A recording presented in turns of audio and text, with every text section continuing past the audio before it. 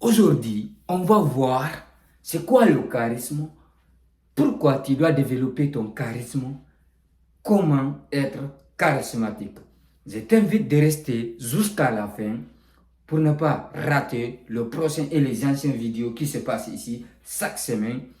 Si tu me sympa, tu me laisses un pouce bleu, ça sera sympa de ta part.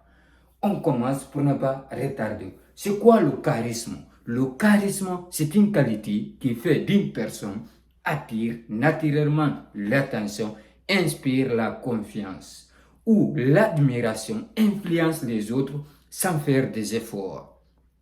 C'est ça qu'on appelle le charisme. Alors, pourquoi tu dois développer ton charisme?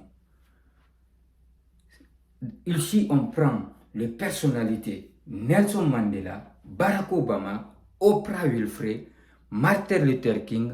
C'est pas parce qu'ils sont personnalités, ils sont devenus charismatiques. C'est parce qu'ils sont charismatiques, ils sont devenus des personnalités. C'est ça. Mieux, si tu veux savoir, mieux influencer et convaincre, améliorer tes relations. Si tu veux avoir plus d'impact dans ta vie, parler en public sans avoir peur, je t'invite de rester jusqu'à la fin. On commence. Voici 5 clés, 5 points ou 5 clés que je vais te partager ici pour montrer comment être charismatique. Le premier point consiste à quoi? Il faut avoir un objectif. Tu ne peux pas me dire, tu veux être charismatique, tu n'as pas un métier, un job, une passion, quoi faire. C'est quoi les gens vont poser des questions sur toi? Si les gens te voient tous les jours à côté d'eux ou dans votre maison ou avec tes parents, c'est quoi les gens vont se poser des questions?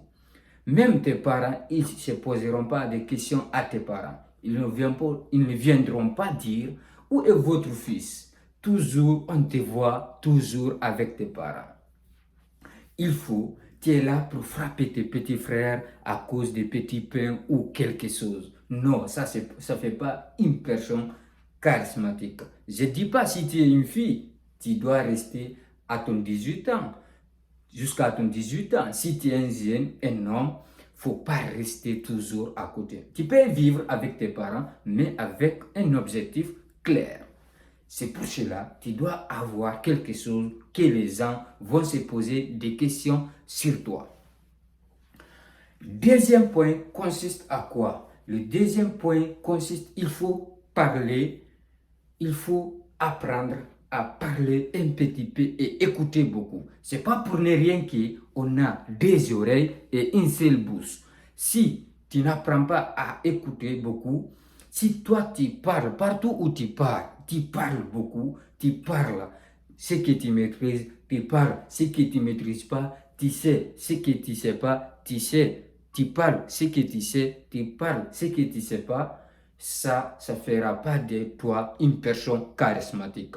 Parce que toi, tu es vagabond, désolé pour le terme, mais tu parles toutes les choses sans te concerner.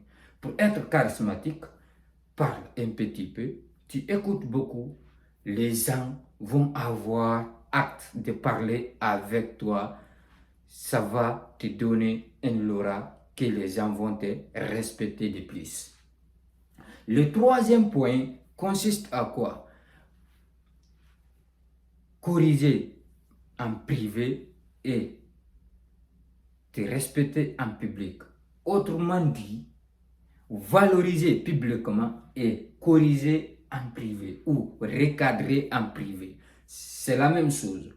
Quand tu as un ami, vous sortez ensemble, vous partez dehors, il prend la parole avec les gens, devant les gens, ou dans une réunion, ou dans un débat, il prend la parole.